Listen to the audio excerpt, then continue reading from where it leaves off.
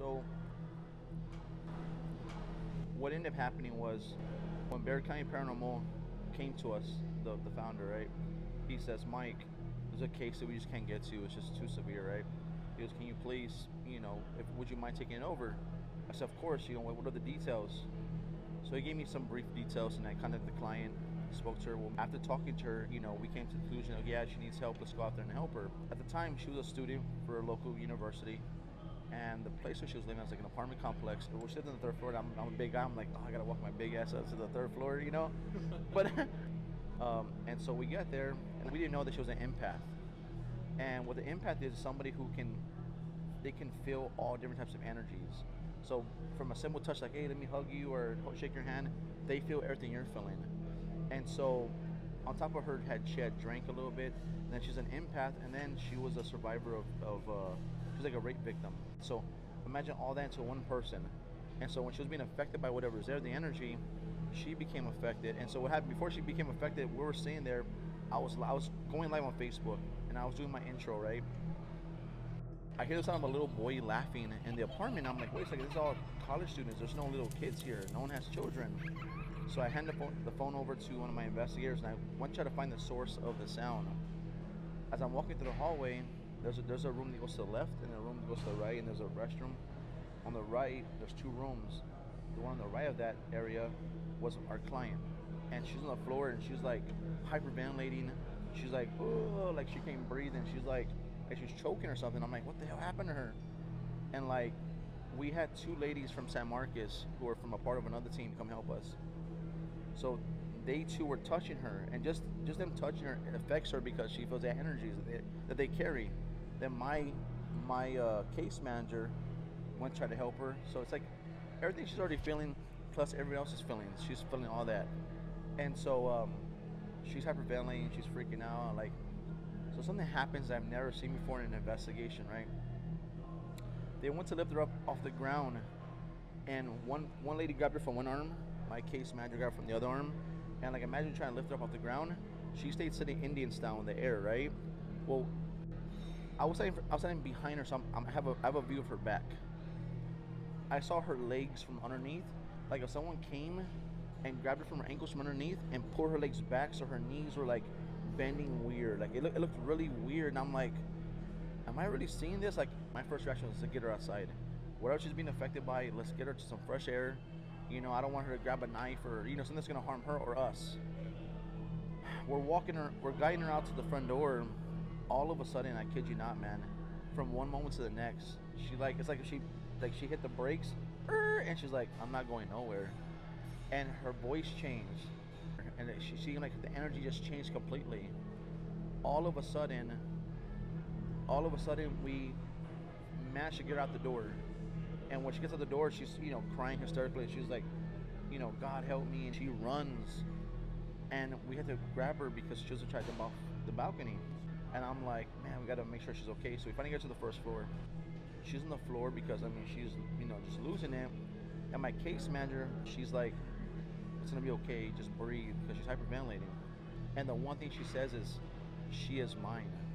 Like talking like in a third person view or something. She's like, she is mine. Like if somebody else talking for her, you know what I mean?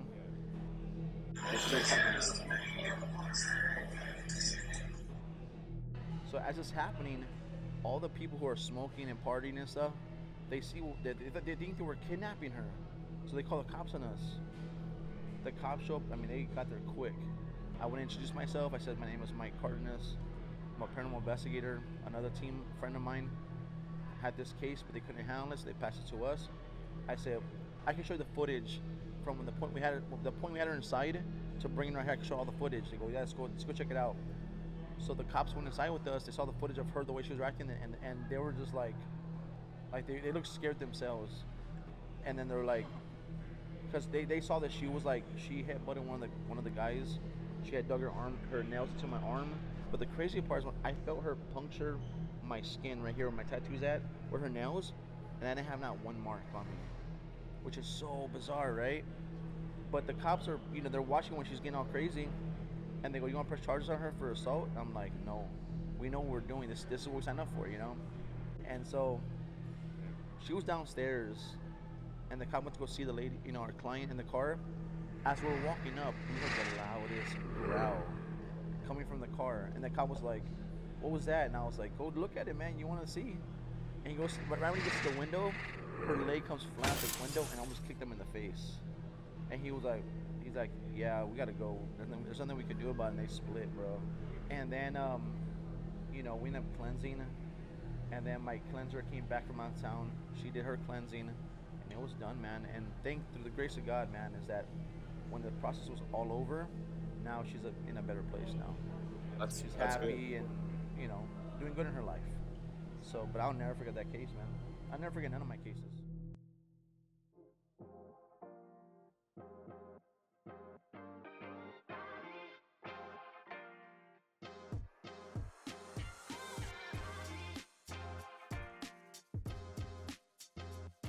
San Antonio, Texas, home of one of the most historic battleground locations in Texas.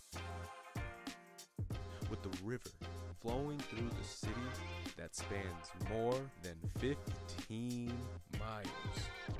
San Antonio has a population of over 2 million people, which makes San Antonio one of the largest cities in America. However, that does not include many of the souls which wander aimlessly through the city, because besides being one of the largest cities in America, it's also one of the top 10 most haunted places in the country. From locations like the Manger Hotel to Emily Morgan, San Antonio definitely has the haunted places to check out. So me and my buddies decided to take a visit to the historic city to check it out for ourselves. We met with some local paranormal investigators to learn more about some of the paranormal activity that the city has to offer. We then explored some of the hotspots the team pointed us to, and later went on an actual ghost hunt with these investigators.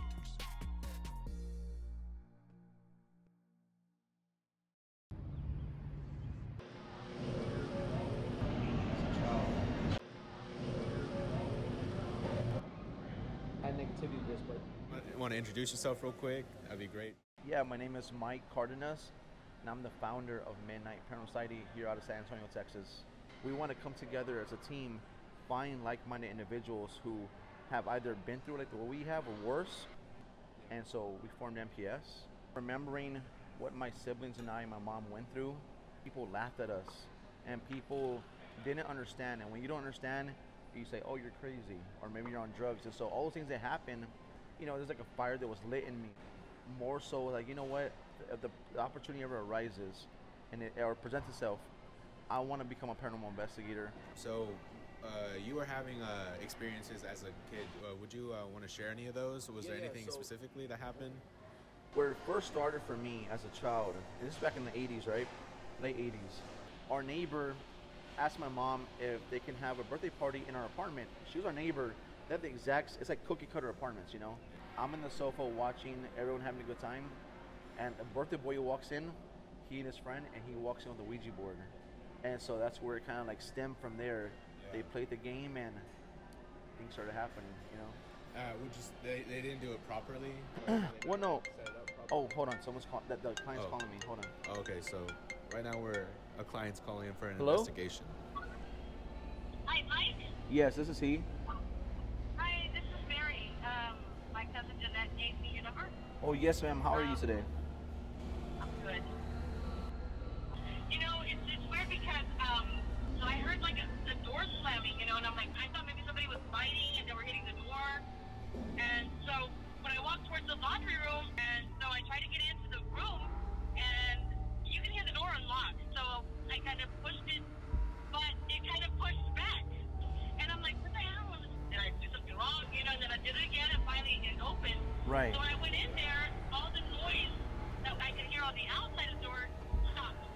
Right. And, as I was looking to the inside of the laundry room, there was nothing. Before all of this happened, the fourth floor would freak me out for some reason. Yeah. And, I would get so far through the window on the fourth floor, and then I would take a picture.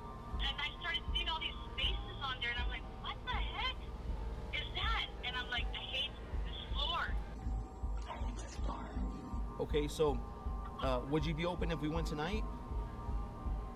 Yeah, you can go tonight. I don't see anything wrong with it. Okay, perfect. All right, well, we'll be there. We'll be there this evening then, okay? Okay, sounds good. Okay, Thank y'all be you. careful. All right, bye-bye. Wow, It's pretty cool. that's pretty cool. Yeah, I'm glad man. that we caught that on. Yeah, that was actually pretty cool.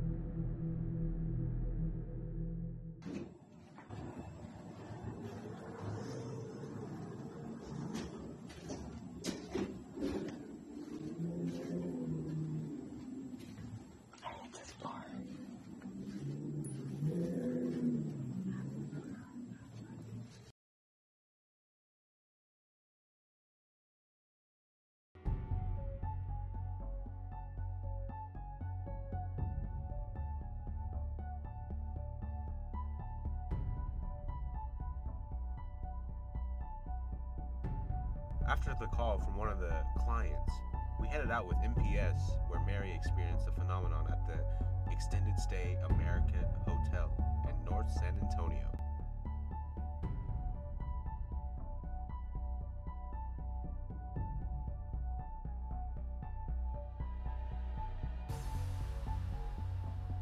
It's weird because I'm the night auditor there, one of the night auditors. Okay. And so I heard like a door slamming, and I'm like, what is that?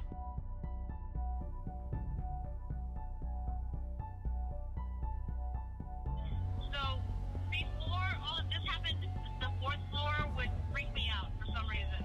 Yeah.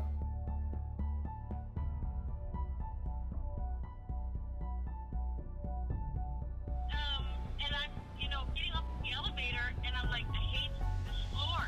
And Right. you hear it say, So this is apparently where she heard like a lot of voices and like wind and all like the on the video, which was not there whenever she was filming it. So those are the kind of things that have been going on in this hallway so far. Right here. All right, I'm gonna start the new session. I'm gonna ask a few questions and let's see if we get a response right now. Here we go. Burst EVP session here in the fourth floor hallway. All right, so we were told that there's possibly some spirits here.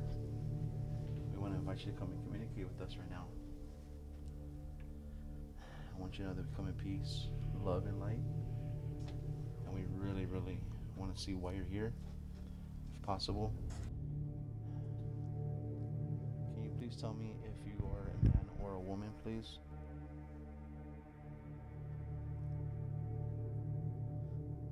Can you also please tell me if you're a little boy or a little girl? Use this device in my hand. Speak as loud as you can to it. Yell if you need to.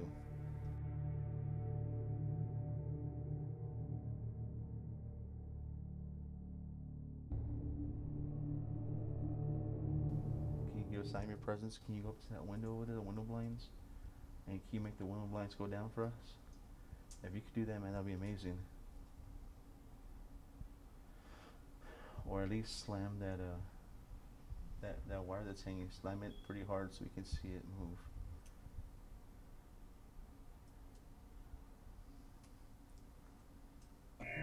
As you can see in the video, the blind strings were caught moving by themselves with the windows closed. Oops.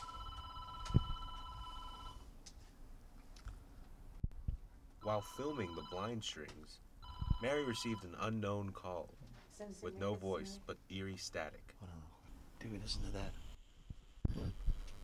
Just static. It's weird. It rang and only static there. Can y'all hear it? Does it appear on that? No. Yeah, it's just static. All you hear is just like. Hold on. Hello, is anyone on the phone? Hello? Is anyone on the phone? That's really weird. Yeah, try talking on there. Hello? Hello? The phone rang and there's static coming through it. Got louder when she did it. Hello? Hello? Is it America? Right after the bizarre instances, Mike checked the EVP to see if any spirit was trying to come in contact. Can you also please tell me if you're a little boy or a little girl? Use this device in my hand. Speak as loud as you can, or yell if you need to.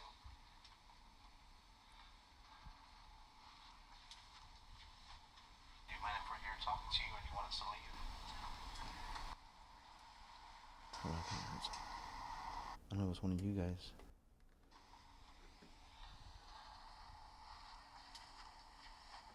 Do you mind if we're here talking to you, or do you want us to leave? Oh, there's a voice right there. Hold on. So you can. Do you mind if we're here talking to you, or do you want us to leave? Do you want us to leave?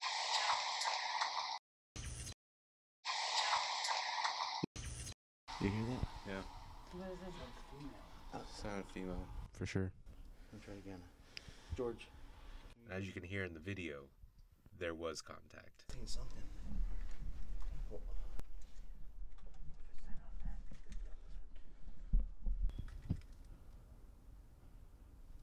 It's like it says talk to them or something. Robert, hold this real fast. Just hold in your hand somewhat so I can cover both of the ears. Hold on. You ready, guys? Stay quiet for a second.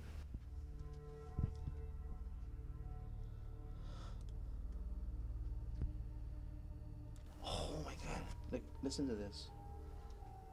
You want to hear it? Yeah. Listen. Sounds like it says, "Talk to them." That's them chirping.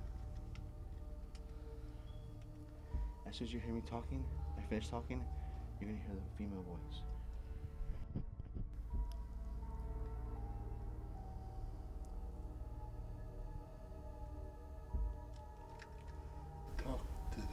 Right?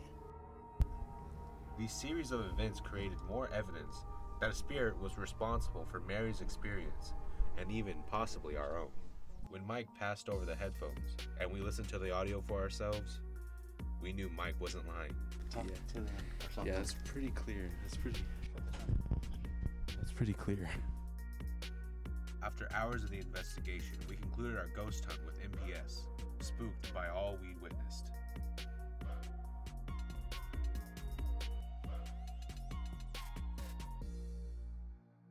How does being in one of the most haunted cities in America affect your work?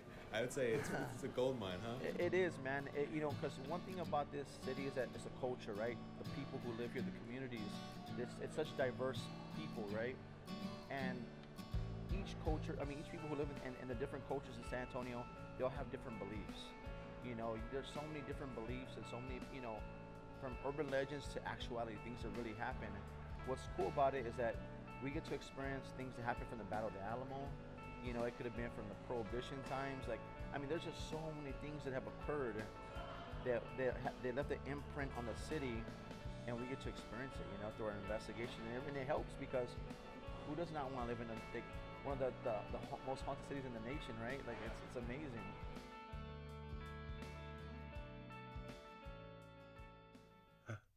I can't wait to go back to San Marcos.